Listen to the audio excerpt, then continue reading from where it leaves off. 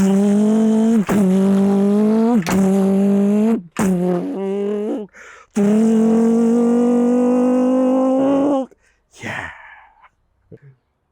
Hi, I'm Rob. It's garage time.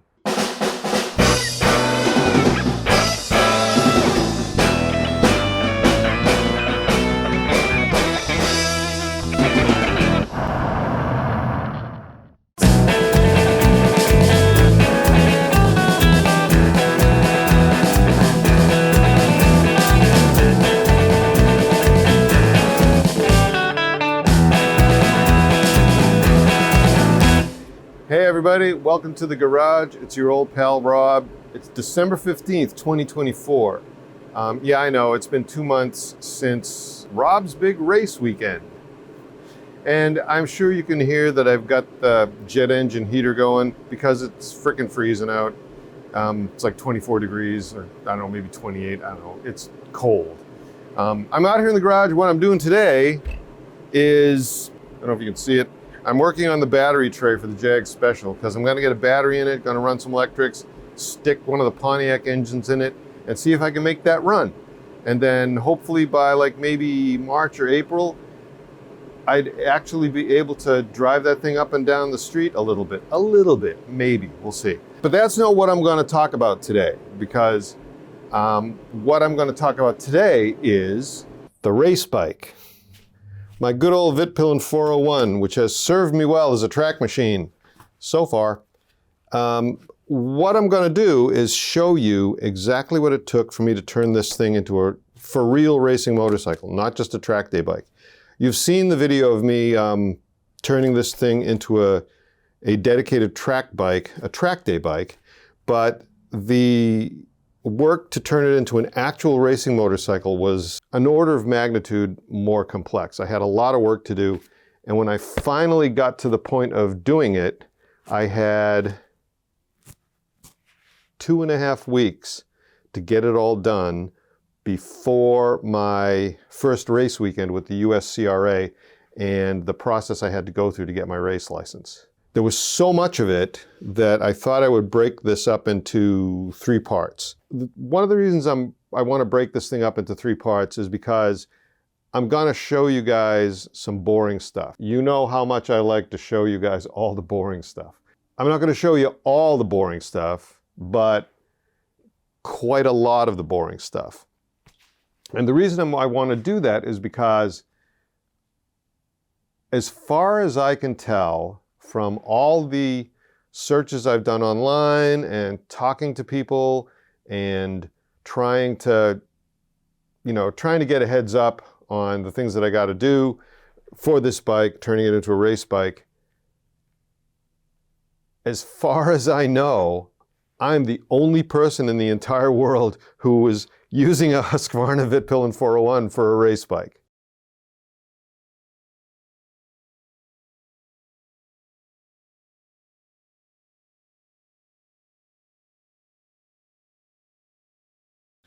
Part 1 goes over all of the various safety wiring that I had to do with some video showing how I drilled some bolts and nuts.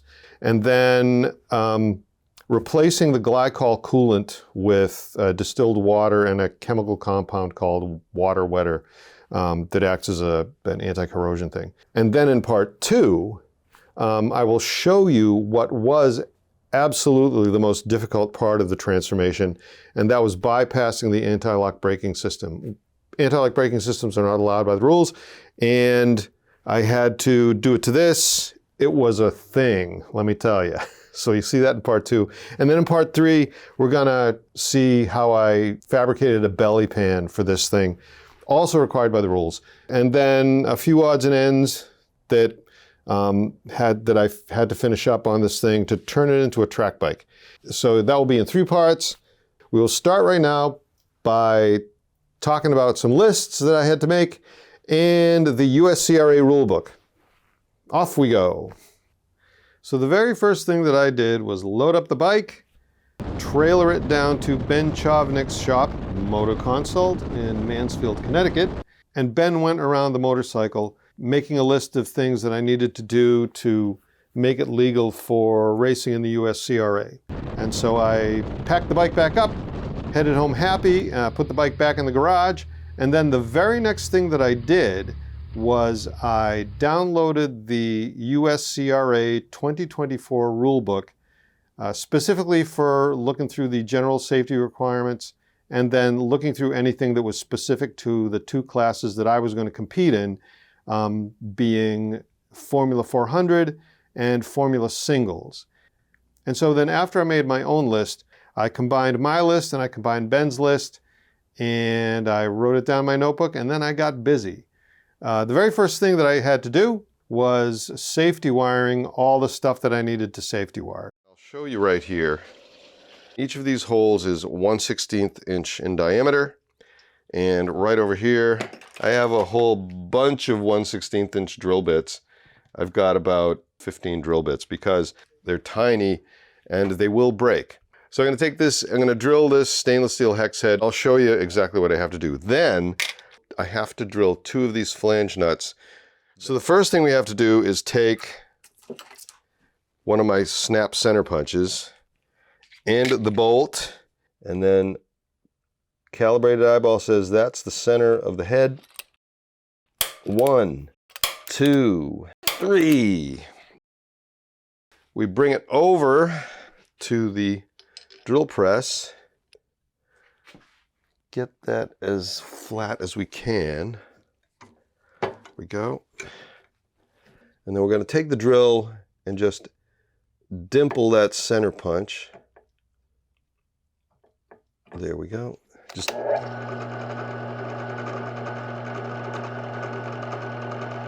dimple that a little bit. Then we get some oil. Drop of oil. Boom.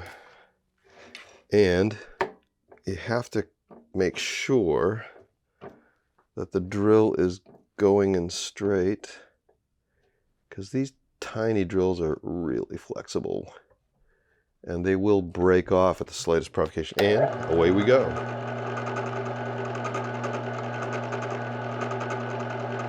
Let's pull the bit out. Every time I pull the bit out, it cleans the hole a little bit. And you don't want to let the hole get too full of debris, because that can jam the bit and break it off. And we don't want that to happen, do we? No, we do not. Stop it. In you go. A little more oil. You know, this bit might be a little dull,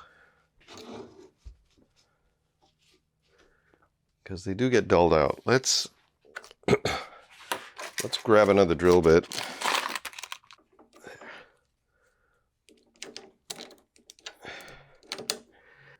Some oil, and in we go.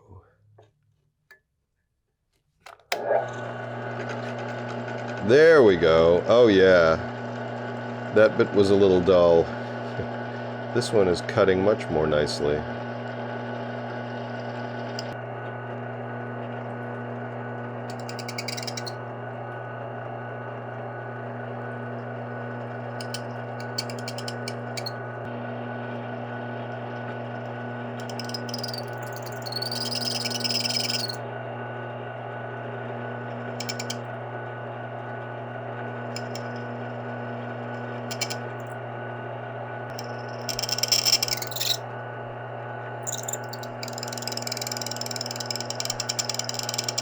Don't break the drill off.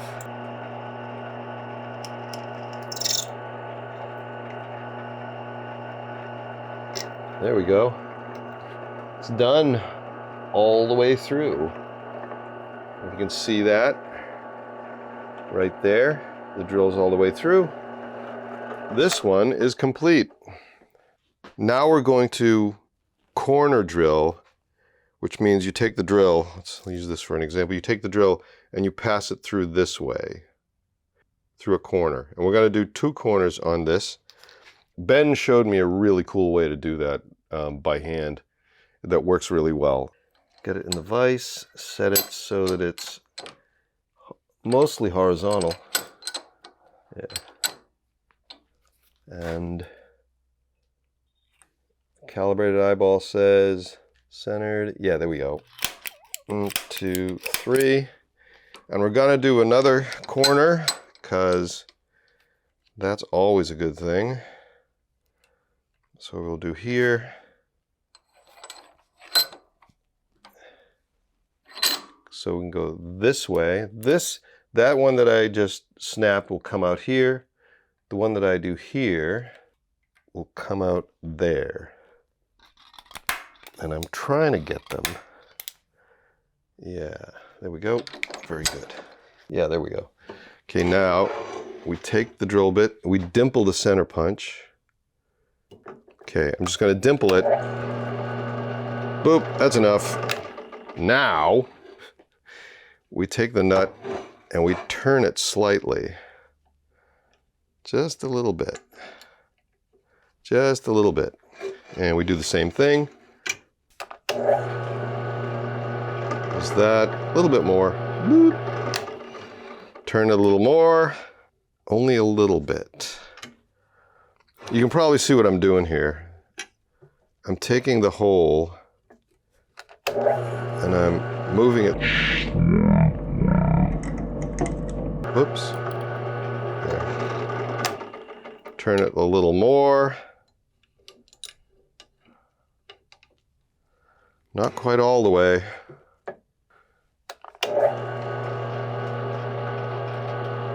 And now we're ready to drill that hole. So I take the nut, I turn it so that the flat is horizontal. A little bit of oil. And then away we drill.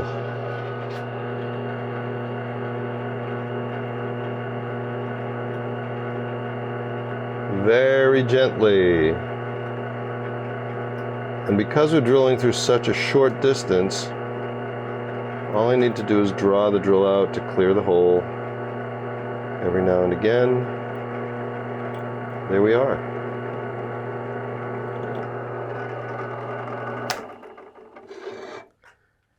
Clean that off. There we go.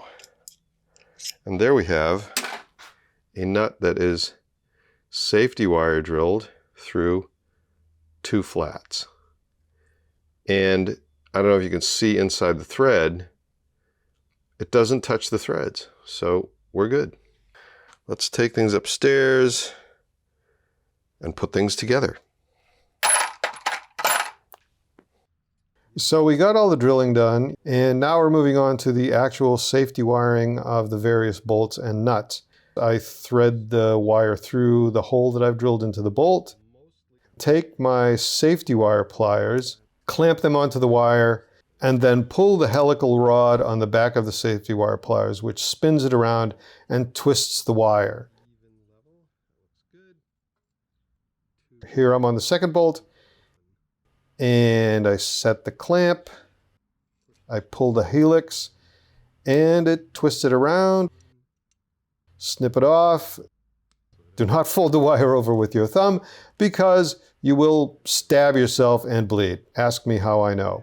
As you can see, the wire is oriented so that it is actually pulling in the direction of tightening the bolt, and thus the bolt is safety wired, or the nut.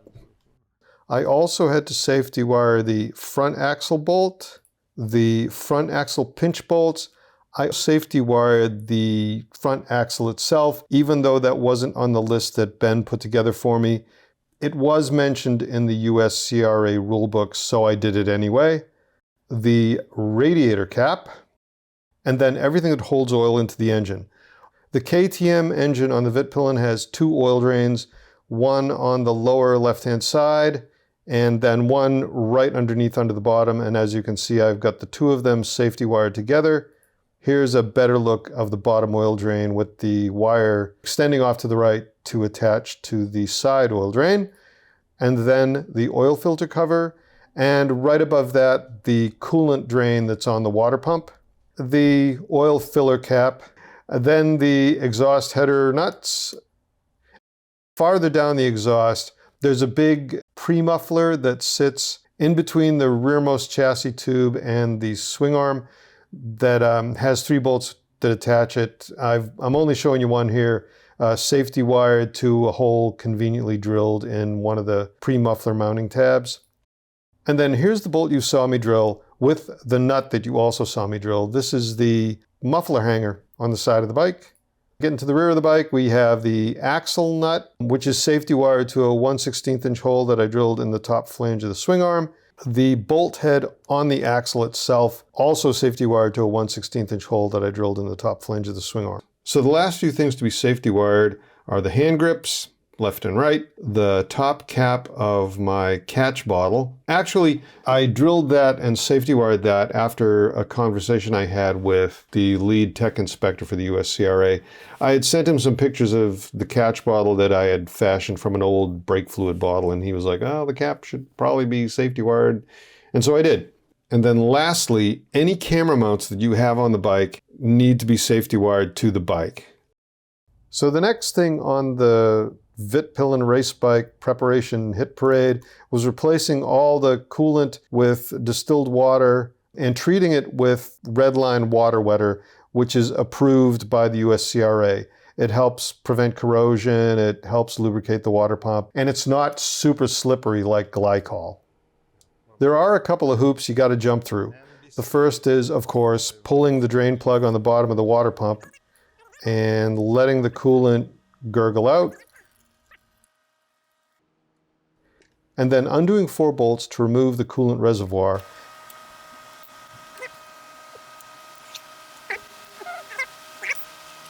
Unclip and remove the coolant reservoir overflow hose and dumping that out into the catch bucket. After which you can mix up some distilled water and water wetter and then begin refilling the system. At any rate, you see this bottle of pink juice here. Yeah.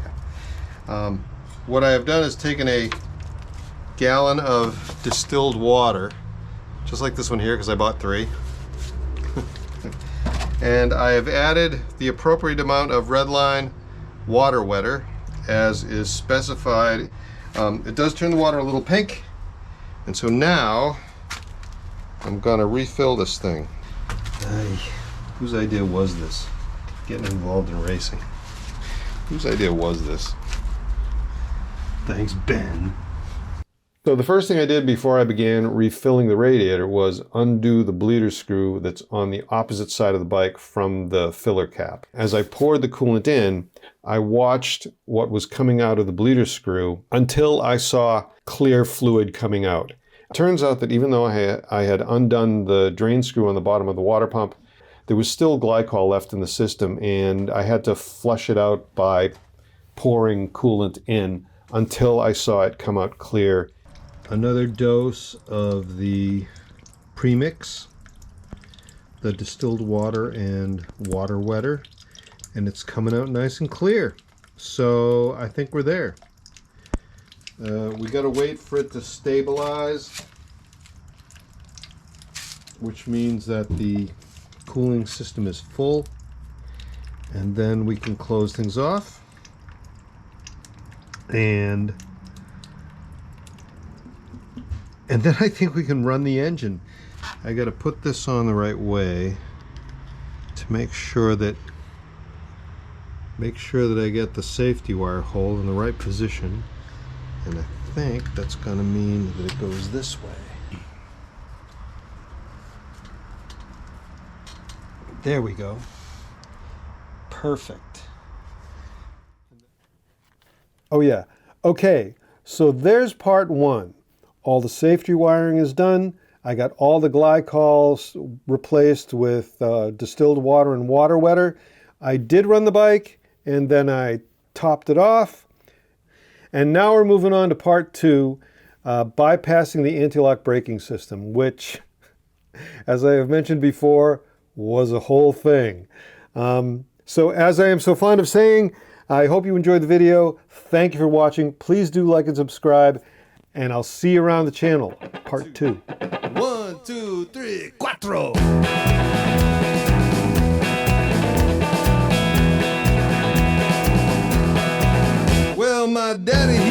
stock car. A long, long time ago, at New England's fastest quarter mile, doing old USCRA.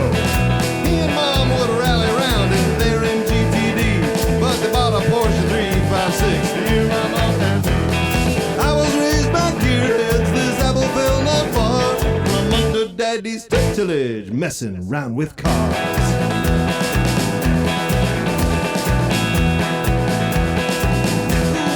Time for donuts.